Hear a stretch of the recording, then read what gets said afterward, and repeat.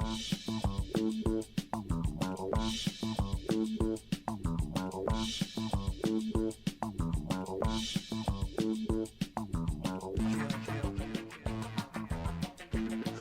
welcome to Inside the Moms Club, where being a mom is the coolest place to be. Here in the Moms Club, we believe that what embarrasses you now will make a great story later. And let's face it, if you don't laugh sometimes, you're going to cry. Join us in having a good laugh together. I'm Monica Samuels. You are now inside the Moms Club, your private destination for all things mom.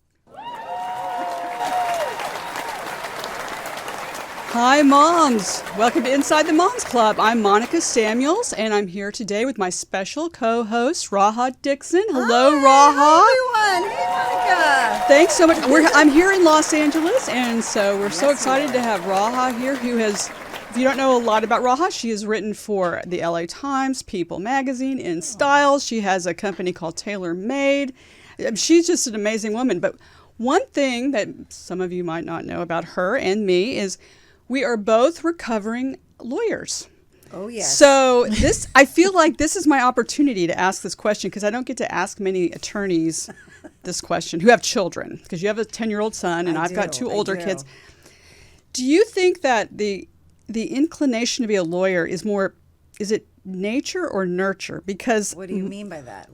Because my youngest son has wanted to be an attorney since he's been about 2 years old. Really? So yeah, he started looking for people to sue when he was quite young.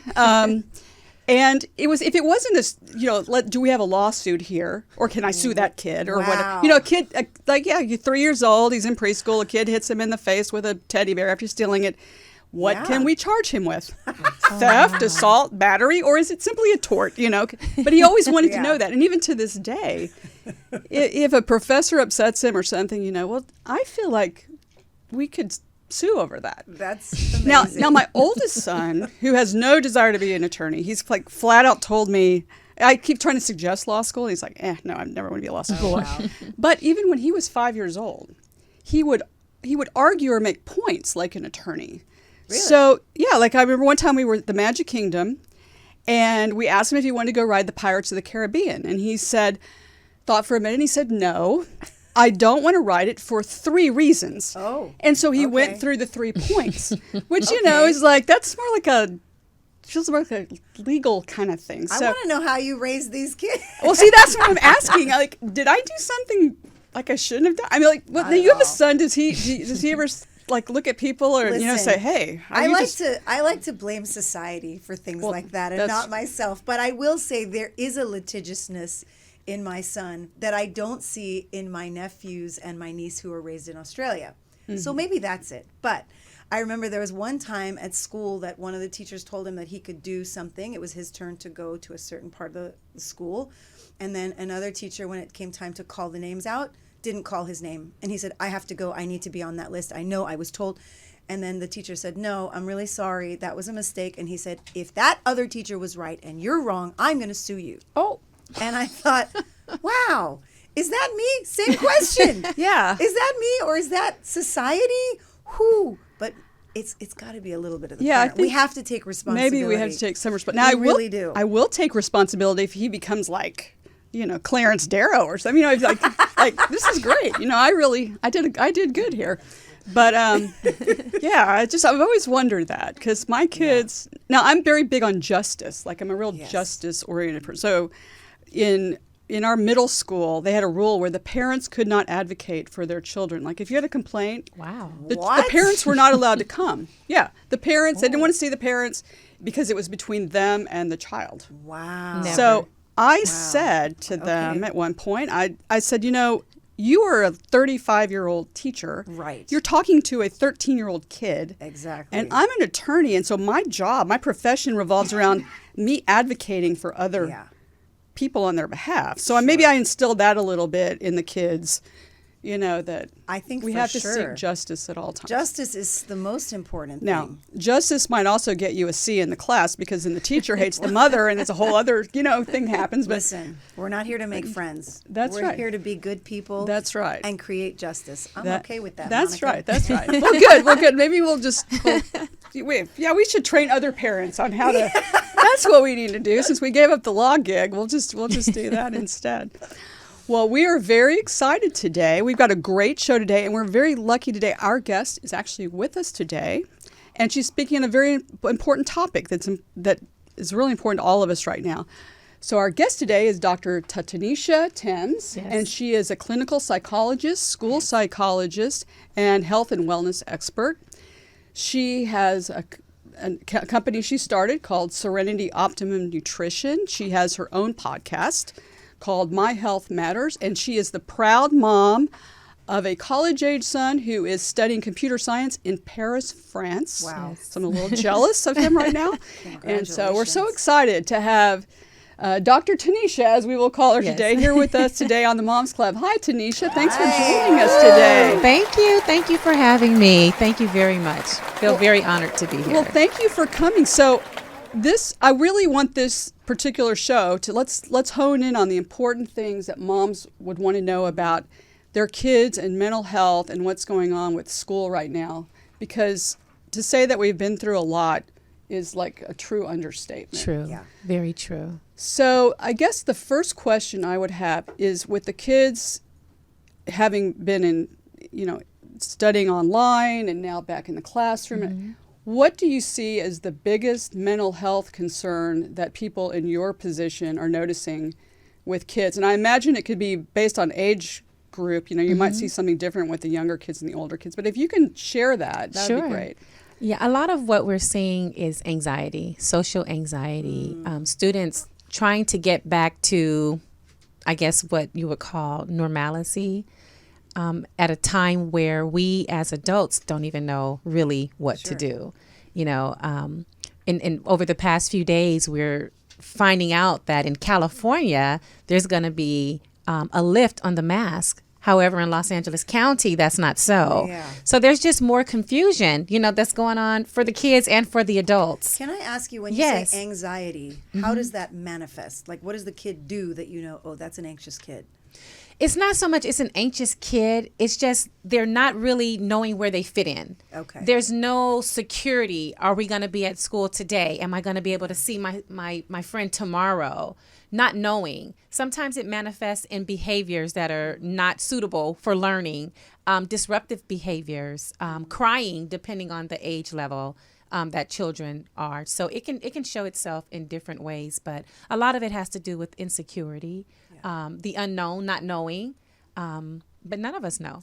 I was reading an article this morning about how adults, they've done a poll, and most adults say they don't want to go back to the office. They want to stay at home. Yes. So for a child who's very young, who never has been in a classroom, what is that like? Would they prefer to be home?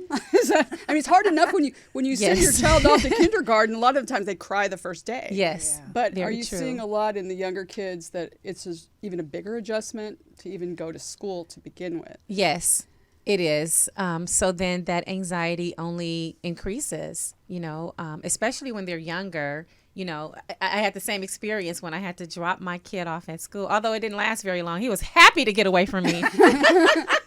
But yeah, it's hard just to separate from the parent. Sure. I'm used to seeing mom all this time. I'm used to seeing dad all this time. And now I have to go and interact with a teacher I don't really know and to become acclimated with strangers.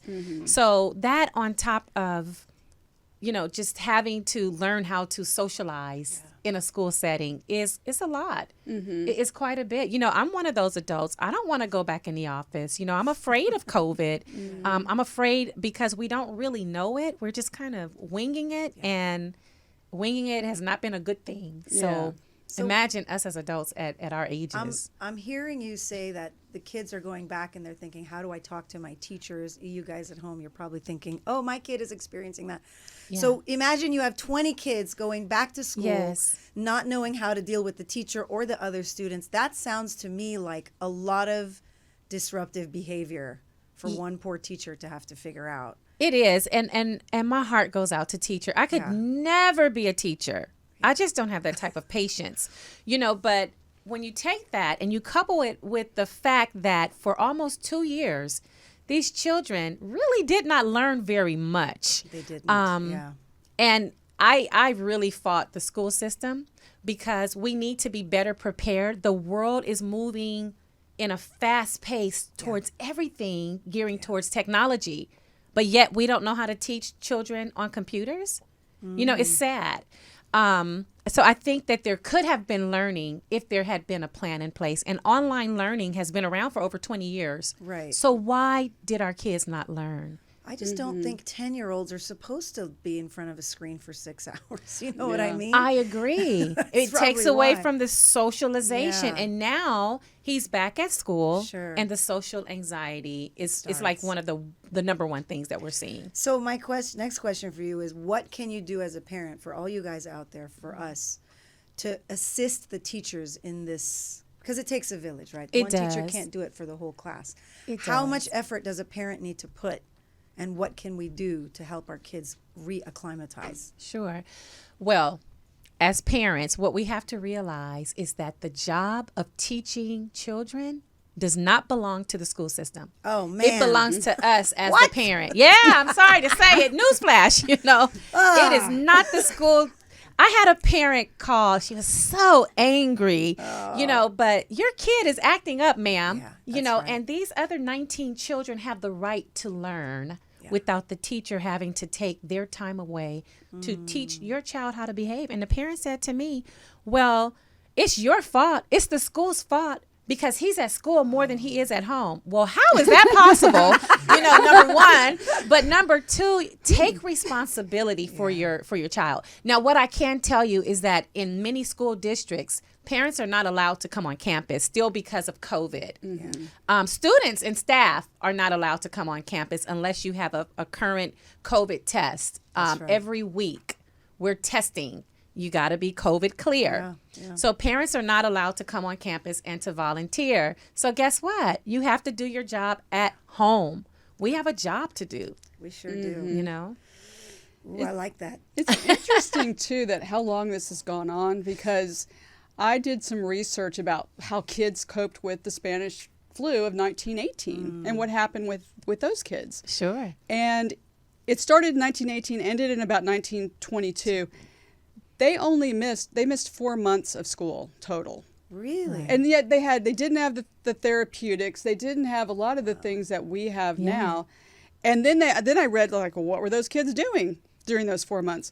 Well, a lot of them were doing chores, things. They were doing constructive things. They weren't on, Xbox playing Say that loud. Or the thumbs, talking with their loud. Yeah. So they handled it quite a bit different, but psychologically, they're human beings. So they suffered anxiety, they suffered depression, they suffered a lot of the same things that our kids are suffering. Yes. So I just think, sadly, and history will judge this pandemic differently, but we've done such a poor job with how we've handled it. But now, all we can do now is just go forward and deal with what happened. Yes. And so for example, kids who have learning difficulties. Yes. How has that been impacted by the pandemic? Because I know a lot of times don't school psychologists get involved in the diagnosis or you work That's what with, we do. Yeah. That's with what we do. ADHD and all of that. So with a kid All wearing of a that. mask and not being in school and having some anxiety anyway. Sure.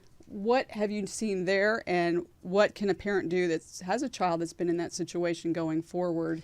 Yes. From here on in. Work with your child. You have to work with your child. We should be doing that anyway as parents. I'm a parent too. And oh God, especially high school years. Oh, Father.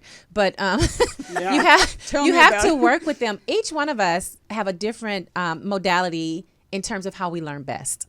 So if many children that we diagnose as having a specific learning disability, we're able to tell if it's a phonological disability, if it's visual, if it's auditory, if it's conceptualization, expression, and association. There's different ways to tell. So if you find out what the disability is and you begin to teach your child to what their strengths are, they're going to be able to learn much more easily. So if my child has an auditory disability, and I'm like, hey, but he's really good visually. He remembers more visually. He's able to connect better with things that he sees, or kinesthetically with things that he touch. Yeah. Then he's going to learn better. Yeah. So learning and understanding how your child learns best, you're able to help them better to learn to read, math, everything. And that's a full-time job, I think, for you guys out there. Yes. Not to think that that's just something you come up with on the fly.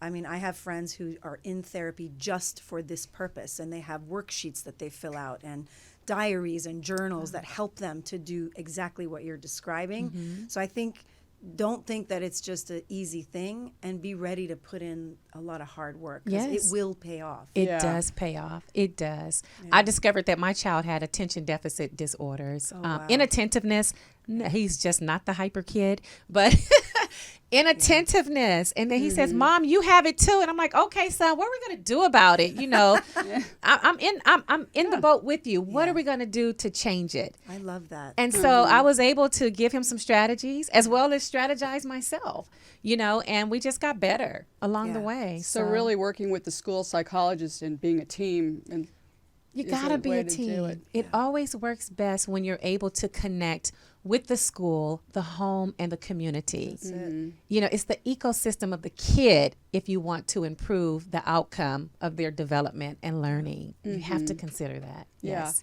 And how hard has the diagnosis been? I mean, are you feel confident that you all have been able still to diagnose kids properly, even with not the best, like if they're wearing a mask and there's certain things that you might need to note facial expressions and you things? have to note that there's a standardization. When we give standardized tests, there's a certain way that we're supposed to announce and give directions.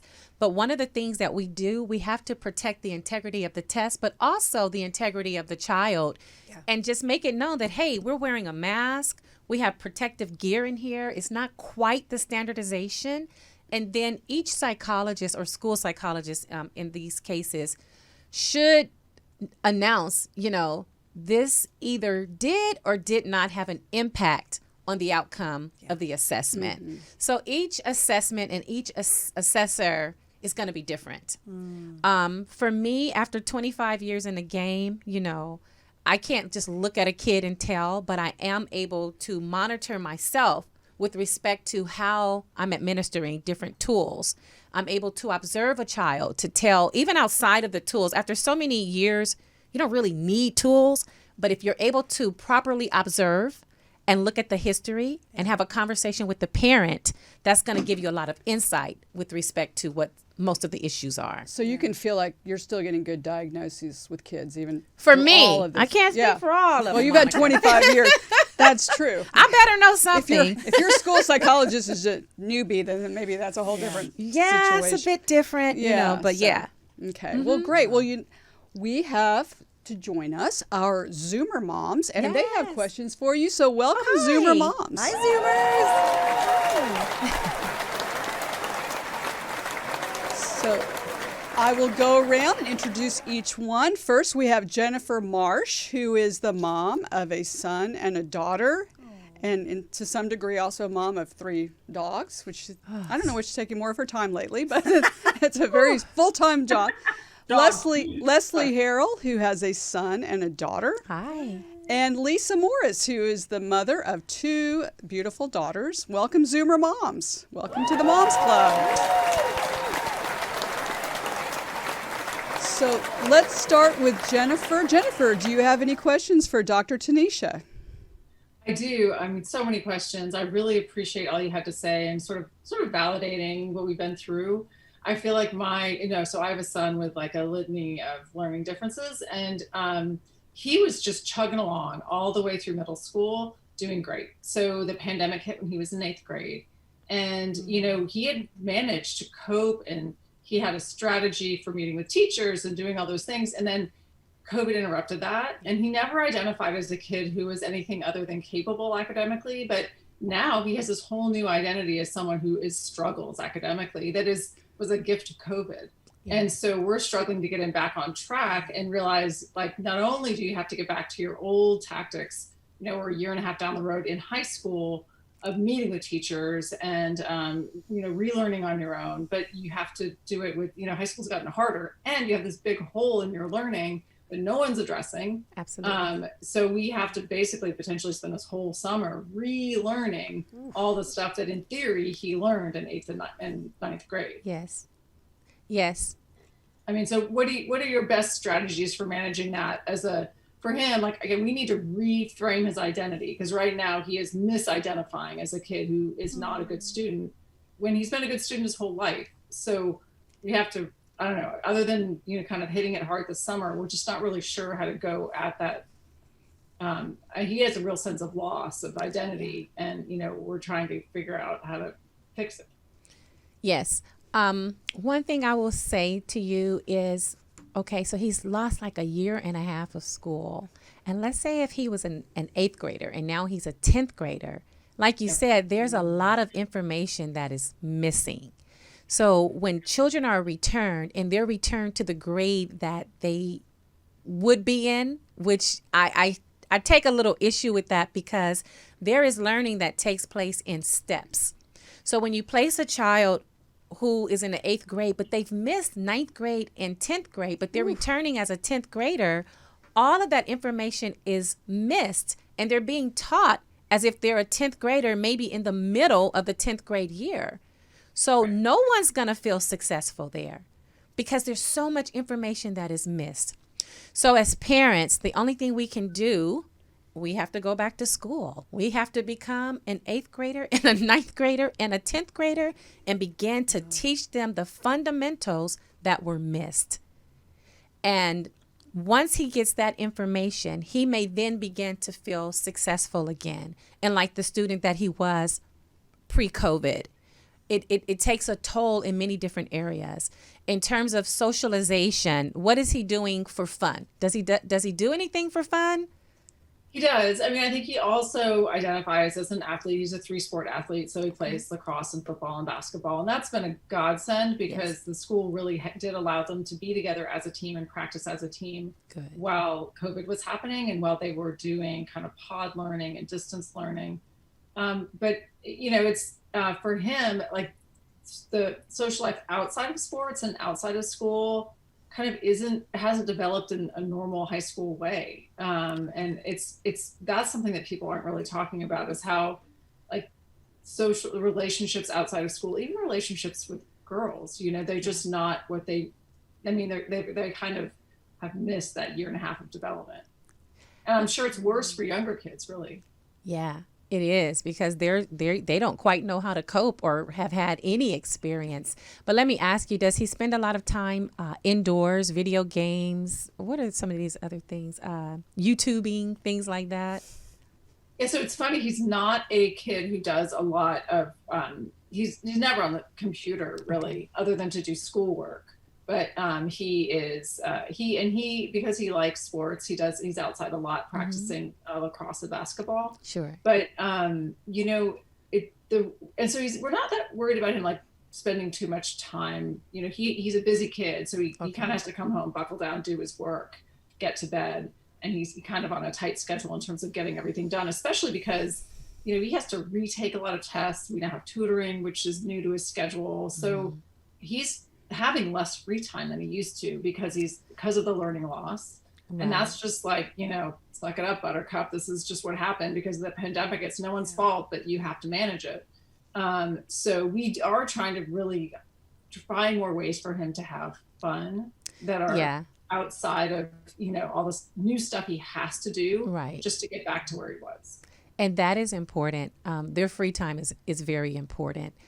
So if you can find a way to kind of reincorporate that might help him with the socialization with respect to what you said, girls, and that kind of thing. Just trying to get that. The sports, he has that down. So he has an outlet for energy.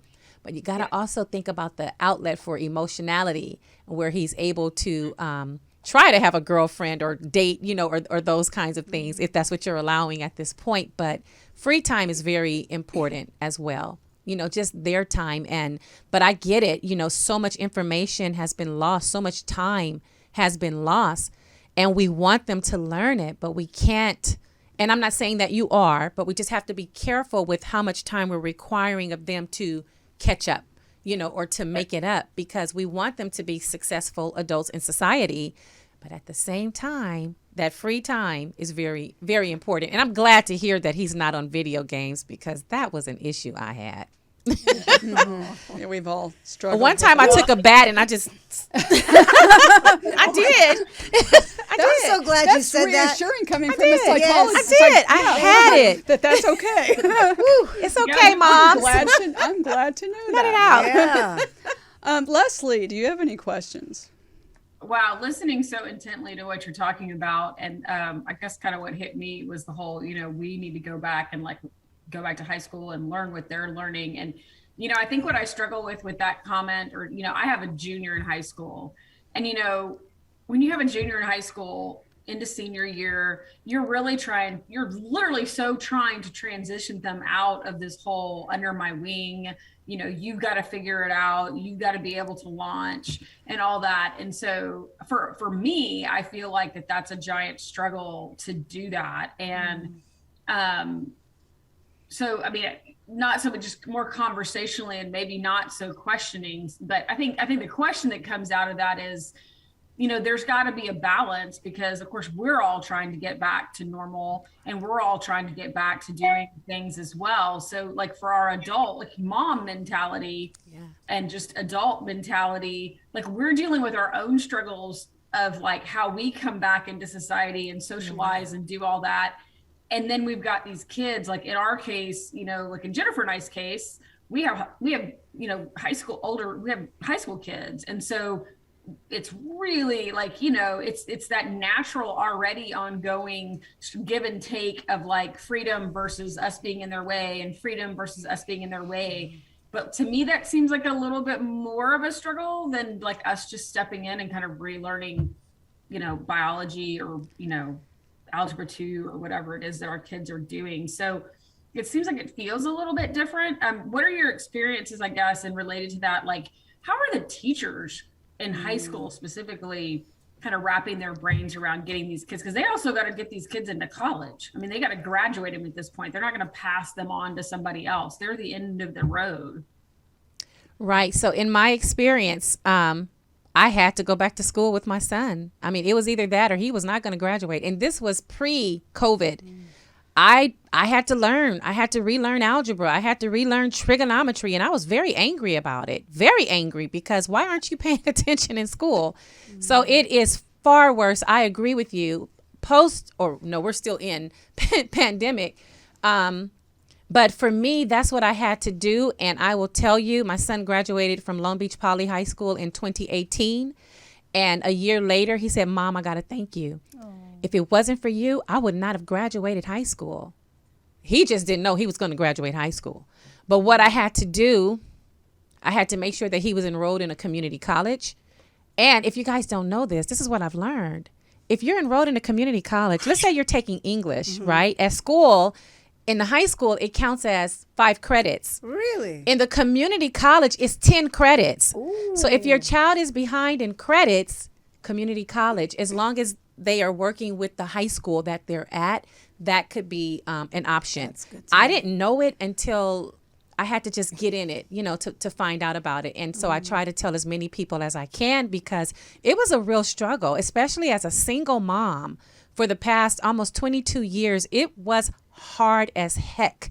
It made me, I had to leave my job, but I just refused to have my only kid to be one who was not going to graduate high school. Wow. That was just not an option. Some teachers loved me. Other ones hated me. I didn't care, because I was there with one purpose, and that was to make sure that my son got what he needed. And he got it, and he excelled, and he graduated with about 100 more credits than what he needed. But that was enough to get him to understand, now you got to do it on your own. Go to college, don't go to college. I don't care. You got until 20 to get it together. That's now, and now he's in Paris, France. He is living the nice life, studying computer science, Lisa, and breaking my bank. Well, there's that too. Lisa, do you have any questions for Dr. Taneisha? I do, but a little bit different perspective, because in my work, I talk to teachers all day long. And my question is sort of what I hear from teachers is they don't even know if they want to stay a teacher anymore because they're so burned out, stressed out. Some of these older teachers really had to retire because they didn't know how to do the technology very well, and then they got thrown into it. Yes.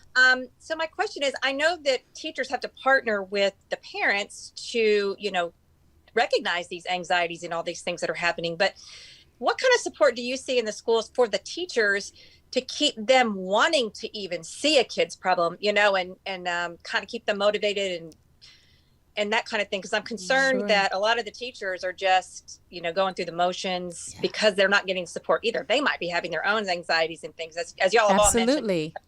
I used to be a teacher, and I know that, teaching to 25 different learning styles is tough. So yes. Do you see the schools thinking about them so they can help the kids and the parents? Absolutely not. No, I don't. At least not the schools that I'm familiar with, and many districts, which are many. I don't. And there needs to be. I think that there should be allowance for more mental health days because we are all going through this. It's not just the children. I'm going through it. We're all going through it. So there has to be some allowances. Many school districts are only concerned with the money they make per pupil head in the daily attendance. I hate to say that, but that's what I'm finding. Wow. What about the mental health of the one who's teaching the children? Or do you have psychologists that are slated to work with them specifically to let them talk about it, the losses that they suffered, the anxiety that they feel, the depression that they're going through, and then if you're on the fence about if you're going to continue in your profession or not, you're also dealing with scarcity, unless you can find another job. But many teachers, many wonderful teachers, I have major respect for teachers because, again, it is a job that I could not do. You guys are like, we look at athletes. They make all of this money. Now, that would make me cheer up if I made even a 1/4% of what many athletes get, because the job that you do as an educator, as a parent, as a mom, it exceeds anything else on this planet. It is the most important job that we have in educating our children. So educators should be treated far better than what they are being treated. They should be allowed to have a day a week, 4 days a month, just to deal with whatever it is they're dealing with. Many have lost husbands, wives, children's, entire families. But now I'm here and I'm expected to teach. And if I don't teach, well, I don't get to eat. I can't pay the tuition. I can't pay the mortgage and the car note. And these things are all stressors. We also see in society that the rates of suicide are going up because people don't know how to cope with what is happening. We're not talking about it enough. It is mental health. We've got to take care of our mental health, and teachers are a part of that. Moms, dads, we're all a part of it. But how do we begin to deal with it when we're just expected to show up and count the pupils? So that is something. That's really important. A lot of the districts, a lot of schools don't want parents to come in. No.